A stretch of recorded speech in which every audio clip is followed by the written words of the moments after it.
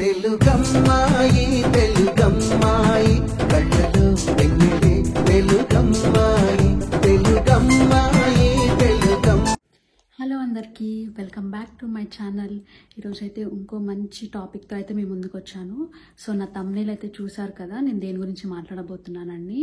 అదే అండి, part time jobs ఆస్ట్రేలియాలో ఎలా అసలు దొరుకుతాయా లేదా, అసలు ఎలా దొరుకుతాయి, ఎలా ఎతకాలి, అసలు ప్రాసెస్ ఏంటి అని చెప్పి చాలామందికి చాలా డౌట్స్ ఉన్నాయి. సో ఆ డౌట్స్ అన్నిటినీ కంప్లీట్గా కాకపోయినా ఎంతో కొంత క్లారిఫై అయితే చేద్దామని చెప్పి వీడియో అయితే తీస్తున్నాను. సో వీడియోని ఎవరు స్కిప్ చేయకుండా ఎండ్ వరకు అయితే చూడండి. సో దట్ మీకు కంప్లీట్గా కాకపోయినా కొంచెమైనా మీ డౌట్స్ అనేవి క్లారిఫై అవుతాయని నేను అనుకుంటున్నాను. సో ఇప్పుడైతే వీడియోని స్టార్ట్ చేసేద్దాం. సో ఇప్పుడైతే వీడియోలోకి వచ్చేద్దాము. అందరికీ ద మెయిన్ డౌట్ ఉంది ఏంటి అంటే, ఆస్ట్రేలియాకి వస్తే మంచిదా కాదా అని చెప్పి. సో నాకు తెలిసినంత వరకు అయితే ఏ కంట్రీలో ఉన్నా దాంట్లో అప్స్ ఉంటాయి, డౌన్స్ ఉంటాయి. సో ఈ కంట్రీ దీనికి బెస్టా, ఈ కంట్రీ దీనికి బెస్టా, ఏ కంట్రీకి వెళ్ళినా మనకి ముందు హార్డ్ వర్క్ అనేది చేయాలి. ఈజీగా వచ్చేదైతే ఏది ఉండదు.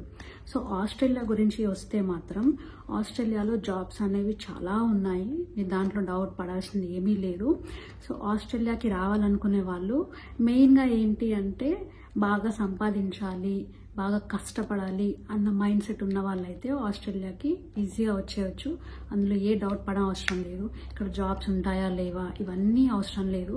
మీకు ఎవరన్నా సజెస్ట్ చేసిన లైక్ ఆస్ట్రేలియాలో ఏముంటుంది ఏంది అని చెప్పి, బట్ స్టిల్ నాకు తెలిసినంత వరకు అయితే ఇక్కడ జాబ్స్ గురించి ఎలాంటి ప్రాబ్లం లేదు. సో మీరు ఆస్ట్రేలియా అయితే కంట్రీని చూస్ చేసుకోవచ్చు, దాంట్లో ఏ డౌట్ అయితే లేదు. సో ఇప్పుడైతే మనం వీడియోలోకి వచ్చేద్దాము. ద మెయిన్ టాపిక్ ఏంటి అంటే, పార్ట్ టైం జాబ్స్ ఆస్ట్రేలియాలో ఎలా దొరుకుతాయి. సో ఫస్ట్ ఆఫ్ ఆల్ ఏంటి అంటే అండి, ఆస్ట్రేలియాకి వచ్చాక మనకు ఒక వ్యాలిడ్ వీసా అనేది ఉండాలి. సో ఆబ్వియస్గా ఇంటర్నేషనల్ స్టూడెంట్స్కి వీసా ఉంటేనే వస్తారు కాబట్టి ఆ వీసా ఇంపార్టెంట్.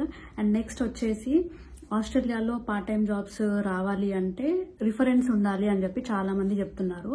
అదైతే ద మోస్ట్ థింగ్ అనమాట, మెయిన్ థింగ్ అని చెప్పొచ్చు. లైక్ మీకు ఆస్ట్రేలియాకి వచ్చే ముందు ఇక్కడ ఆస్ట్రేలియా ఫ్రెండ్స్, ఫ్యామిలీ మెంబర్స్ ఎవరైనా తెలిసిన వాళ్ళు ఉంటే ఖచ్చితంగా వాళ్ళకి కాంటాక్ట్ అవ్వండి. వాళ్ళు ఏదైనా జాబ్లో చేయడము, లేకపోతే వాళ్ళ సర్కిల్లో ఎవరైనా చేసే వాళ్ళు ఉండడము, అట్లేమన్నా మీకు పార్ట్ టైం జాబ్స్ రిలేటెడ్ వాళ్ళు ఏమైనా చెప్పేలా ఉంటే అది super best thing. Like reference ఉంటే ఆస్ట్రేలియాలో మీకు చాలా ఫాస్ట్గా వస్తుంది. అండ్ ఫాస్ట్గా వస్తుంది అని చెప్పి మీరు జస్ట్ ఉన్నారు కదా మా ఫ్యామిలీ మెంబర్స్ ఆర్ ఎల్స్ మా ఫ్రెండ్స్ ఉన్నారు, సో ఆల్రెడీ వాళ్ళు జాబ్ చేస్తున్నారు, సో మనకు జాబ్ ఇప్పించేస్తారు అని చెప్పి గుడ్డిగా అయితే రాకండి. ఏంటంటే ఓన్లీ రిఫరెన్స్ త్రూ అయితే కంప్లీట్గా వస్తుందని అయితే నేను చెప్పలేను. ఎందుకంటే రిఫరెన్స్ ఉంటే వస్తుంది, అది మెయిన్ థింగ్. కాకపోతే రిఫరెన్స్ ఉన్నా కూడా ఆ కంపెనీ వాళ్ళకి వాళ్ళ రిక్వైర్మెంట్స్ని బట్టి మనము ఆ ప్లేస్ వరకు ఓకే అనుకుంటేనే వాళ్ళు తీసుకుంటారు. గుడ్డుగా అయితే ఎవరు మనల్ని లైక్ మనకి ఎక్స్పీరియన్స్ లేకుండా మనం వచ్చేటప్పుడు, మనం ఇక్కడ ఆస్ట్రేలియాలో ఫస్ట్ జాబ్ కాబట్టి డైరెక్ట్గా అట్లయితే జాబ్స్ అయితే చాలా మంది వరకు అయితే ఇవ్వరు. సో రిఫరెన్స్ ఉంటే సూపర్ అండ్ గుడ్, జాబ్ అయితే వస్తుంది, రాదని కాదు. బట్ స్టిల్ దాన్ని బేస్ చేసుకొని అయితే ఉన్నారు కదా వాళ్ళు ఇప్పిస్తామన్నారు అని చెప్పి అయితే ఆస్ట్రేలియాకి వచ్చేస్తున్నా అని చెప్పి అయితే అనుకోకండి. అది only one and only option అయితే కాదు, ఇంకా చాలా ఆప్షన్స్ ఉన్నాయి.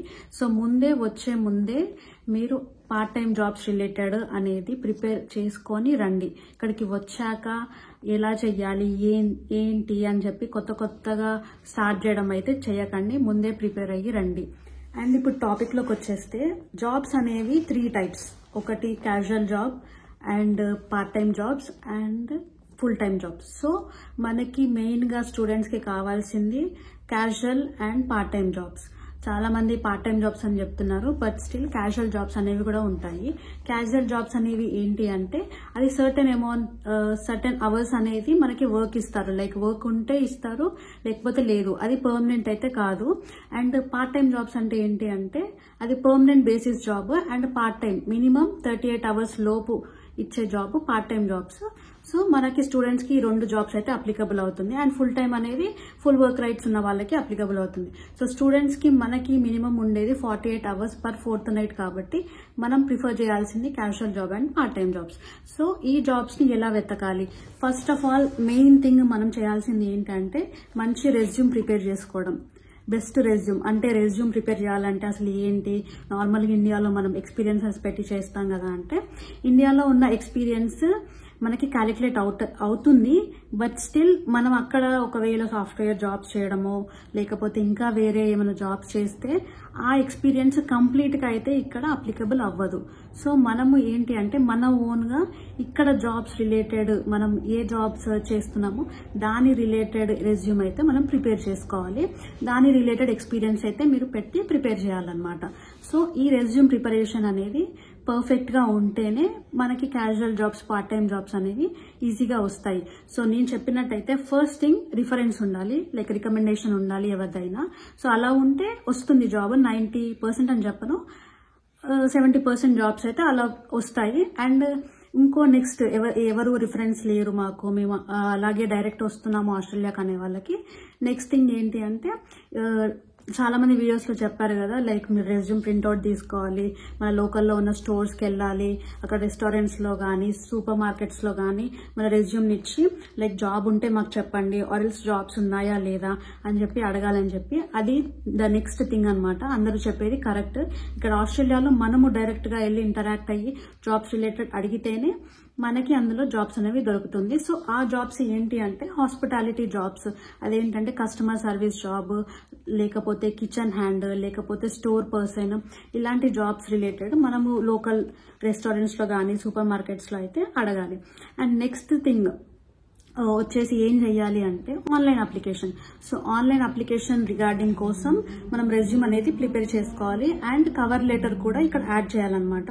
సో అన్ని జాబ్స్కి యాడ్ చేయాలా వద్దా అని కాదు, ప్రతి జాబ్స్కి కవర్ లెటర్ యాడ్ చేస్తే అది మంచిది. సో నేను చెప్పినట్టయితే ఫస్ట్ రిఫరెన్స్, రికమెండేషన్. సెకండ్ వచ్చేసి మనము వెళ్ళి డోర్ టు డోర్ వెళ్ళి మనము మన రెజ్యూమ్ ఇచ్చి జాబ్ అనేది అడగాలి. అండ్ థర్డ్ వచ్చేసి ఆన్లైన్ అప్లికేషన్. సో ఇప్పుడు థర్డ్ ఆన్లైన్ అప్లికేషన్ ఎలా చేయాలి, అసలు ఎక్కడ అప్లై చేయాలి, అసలు జాబ్స్ ఎక్కడ చూసుకోవాలి అనే దాని గురించి. సో సీక్ అని చెప్పి ఒక అప్లికేషన్ అయితే ఉంది, సీక్. అండ్ మనం మెయిన్గా లింక్డ్ ఇన్ ప్రొఫైల్ అయితే మెయింటైన్ చేయాలి. అది ద మోస్ట్ ఇంపార్టెంట్ వన్. ఆస్ట్రేలియాకి వచ్చే ముందు కానీ చాలా మందికి ఉండే ఉంటాయి, బట్ స్టిల్ అందరం మనం ఫాలో అప్ చేయము లింక్డ్ ఇన్. సో దాన్ని ఫాలో అప్ చేసుకుంటూ ఉంటే మంచిది. ఎందుకంటే ఇక్కడ మెయిన్గా జాబ్స్ గురించి అయితే LinkedIn profile first prefer చేస్తారు. So LinkedIn profile create చేసుకోండి. లేకపోతే అండ్ అందులో పోస్టులు పెట్టడము, ఫాలో అప్ అవ్వడము, దాన్ని ఎప్పుడు కంటిన్యూటీగా దాన్ని వాడడము అలా చేయండి. సో లింక్డ్ ఇన్ ప్రొఫైల్లో కూడా మనకి జాబ్స్ ఉంటాయి. అండ్ సీక్ అప్లికేషన్ నేను చెప్పాను కదా, సో రెజ్యూమ్ మంచి ప్రాపర్గా రెజ్యూమ్ ప్రిపేర్ చేసుకొని ఆ రెజ్యూమ్ని సీక్లో అయితే మీరు ఫస్ట్ రిజిస్టర్ అయ్యి ఆ రెజ్యూమ్ని అప్లోడ్ చేసి కవర్ లెటర్ అప్లోడ్ చేసి రిలేటెడ్ జాబ్స్ ఏవైతే మీరు జాబ్స్ చూడాలి అనుకుంటున్నారో మీ లొకేషన్లో, లైక్ మీరు ఎక్కడ ఉండబోతున్నారో ఆ లొకేషన్స్, లేకపోతే ఆ సిటీలో జాబ్స్ ఏమున్నాయి, మీరేం జాబ్స్ చేయగలుగుతారు అని చెప్పి అందులో చూసుకొని అయితే మీరు జాబ్స్ అప్లై చేసుకోవచ్చు. సో ఈ అప్లికేషన్ అనేది ఇండియాలో ఉన్నప్పుడైతే చేయలేము, బికాస్ వన్స్ అప్లై చేస్తే ఏమైనా జాబ్ అని డైరెక్ట్ కాల్ వస్తుంది. కాబట్టి వన్స్ మీరు ఆస్ట్రేలియాకి మూవ్ అయ్యాక అప్లికేషన్ అయితే ఆన్లైన్ అప్లికేషన్ చేయండి. బట్ స్టిల్ మనం ఇండియాలో ఉన్నప్పుడైతే సీక్ అనేది మనం రిజిస్టర్ చేసుకోవచ్చు, చేసుకొని అసలు ఏం జాబ్స్ ఉన్నాయి ఏంటి అని చెప్పి అయితే చూసుకోవచ్చు. సో అలా ఆన్లైన్ అప్లికేషన్ చేయొచ్చు. అండ్ ఇంకోటి ప్రొసీజర్ ఏంటి అంటే ఆఫ్టర్ కమింగ్ ఆస్ట్రేలియా వచ్చాక మనకి ఇక్కడ సర్టెన్ జాబ్ ఏజెన్సీస్ అని అయితే ఉంటాయి, కన్సల్టెన్సీస్ ఉంటాయి. అదేంటి అంటే ఆ జాబ్ ఏజెన్సీస్ ఏంటి అంటే మనం వాళ్ళ దాంట్లో రిజిస్టర్ అవ్వాలి. రిజిస్టర్ అయ్యాక మన రెజ్యూమ్ అప్లోడ్ చేయాలి. చేశాక వాళ్ళ నుంచి మనకు ఒక ఇంటర్వ్యూ కాల్ అనేది ఉంటుంది కంపల్సరీగా. ఒకవేళ అలా కాల్ రాకపోయినా మనము డైరెక్ట్గా వాళ్ళ కాంటాక్ట్ డీటెయిల్స్ ఉంటాయి, లైక్ ఎప్పుడైతే మనం అందులో రిజిస్టర్ చేస్తున్నాము వాళ్ళ కాంటాక్ట్ డీటెయిల్స్ కింద మెన్షన్ చేసి ఉంటాయి. సో మనము వాళ్ళకి డైరెక్ట్గా కాల్ చేసి జాబ్ రిగార్డింగ్ అడగడము, లేకపోతే ఎందులో జాబ్ కావాలి, లేకపోతే నాకు క్యాజువల్ జాబ్స్ కావాలి, నాకు పార్ట్ టైం జాబ్స్ కావాలి అని చెప్పి అడిగితే సో దాని రిలేటెడ్ అయితే మనకి ఫస్ట్ రిజిస్టర్ అయ్యాక మన డీటెయిల్స్ అయితే తీసుకుంటారు. సో నెక్స్ట్ మనకు ఒక కాల్ వస్తుంది, ఇంటర్వ్యూ కాల్ లాగానే, లైక్ మీరు మీ ప్రొఫైల్ ఏంటి, మీ రిగార్డింగ్ ఏంటి అని చెప్పి అడుగుతారు. అండ్ నెక్స్ట్ వచ్చేసి ఈ జాబ్ ఏజెన్సీస్ ఏం చేస్తాయంటే వాళ్ళ దాంట్లో ఉన్న కంపెనీస్లో ఏవైనా జాబ్స్ ఉంటే మనకి వాళ్ళు కాంటాక్ట్ చేసి ఇందులో ఈ జాబ్ ఉంది అని చెప్పి మనల్ని అయితే జాబ్లో అలాట్ చేస్తారు. సో లాస్ట్ థింగ్ వచ్చేసి ఏంటంటే జాబ్ ఏజెన్సీస్లో. సో ఈ 4 మనం చేయాల్సిన మెయిన్ థింగ్. ఫస్ట్ అయితే మనకి రిఫరెన్స్ ఉంటే సూపర్ గుడ్, లేకపోయినా పర్లేదు. నెక్స్ట్ వచ్చేసి డైరెక్ట్ డోర్ టు డోర్ వెళ్ళి మనం జాబ్ అప్లికేషన్స్ అయితే మనము హ్యాండ్ ఓవర్ చేసి రెజ్యూమ్ ఇచ్చి అయితే మనం జాబ్ అడవచ్చు. అండ్ థర్డ్ వచ్చేసి ఏంటి అంటే online application, seek through, LinkedIn, indeed. So అన్ని మీకు డిస్క్రిప్షన్లో ఇస్తాను లింక్స్. సో దాంట్లో రిజిస్టర్ అయ్యి మీరు జాబ్ అప్లై చేయొచ్చు. అండ్ ఫోర్త్ వచ్చేసి ఏంటి అంటే జాబ్ ఏజెన్సీస్ ఉంటాయని చెప్పాను కదా. సో జాబ్ ఏజెన్సీ వాళ్ళకి కాల్ చేసి ఈ జాబ్ రిలేటెడ్ అడిగితే మనకి జాబ్స్ ఉంటే వాళ్ళు అనేది మనకి ఇన్ఫార్మ్ చేస్తారు. సో జాబ్ ఏజెన్సీస్ కొన్ని ఏజెన్సీస్ ఉన్నాయి నాకు తెలిసినవి, అవి ఏంటి అనేది మీకు ఇక్కడ సైడ్లో మెన్షన్ చేస్తాను. Staff Australia, Jora jobs, Gumtree, elite staff solution, TRP recruitment, staff Australia, ఇంకా చాలానే ఉన్నాయి.